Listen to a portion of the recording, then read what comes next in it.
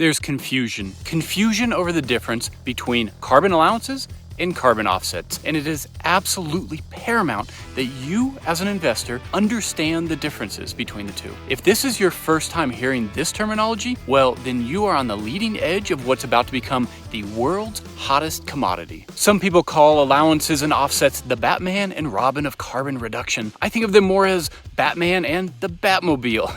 I'm Skylar James. Welcome back to the channel. Which is Batman and which is the Batmobile? And why are companies racing to buy these offsets? If you missed my last video and you're curious about where I'm filming and why, I will cover that at the end of the video. But hint, it has to do with the feds. Back to the carbon reduction schemes, they exist in a few forms. One form is those carbon allowances that I'm always making videos about. They're also called mandatory markets, compliance markets, and emissions trading systems. It's when the government caps emissions and companies buy allowances that correlate with how much carbon they emit. This is the Batman of carbon reduction. Carbon offsets or voluntary markets are different, and that the offset is when a company pays money to a middleman, and the middleman arranges for someone else somewhere on the planet to do something positive to reduce or capture emissions. An example would be paying money to stop the logging of a forest and preserving it.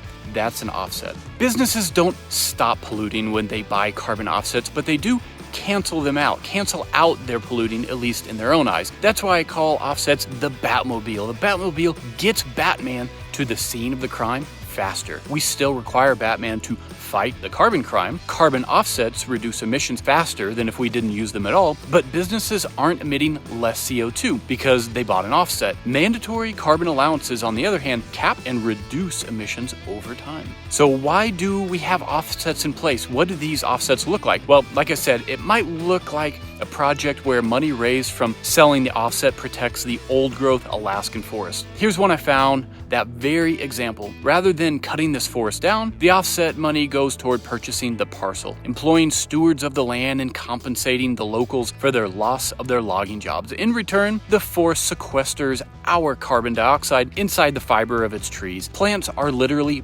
built of carbon. Big trees can store tons of carbon. Another offset might look like this cattle farmer in Montana who keeps his cattle separated from a portion of his grasslands, allowing that isolated grass to grow tall. Rather than being chewed down to the soil line, tall grass captures more carbon than chewed down grass, obviously. The rancher takes a financial loss. He grazes less cattle, but he gets income from maintaining his offset for growing native grasses. By the end, he's financially whole. In essence, carbon offsets allow polluters to put their money where their mouth is, take their profits that are covered in dirty carbon dioxide molecules, and save a forest. Some say this is a stepping stone toward ending climate change, but try crossing a river on stepping stones. It only works when the river is calm and predictable. Our climate is turbulent. The river we need to cross is turbulent. Stepping stones aren't going to cut it. Which kind of takes us to where I'm filming. I am in Jackson Hole, and those are the Grand Tetons behind me. Every year, this is where the FOMC chooses to hold their annual symposium. It's my hope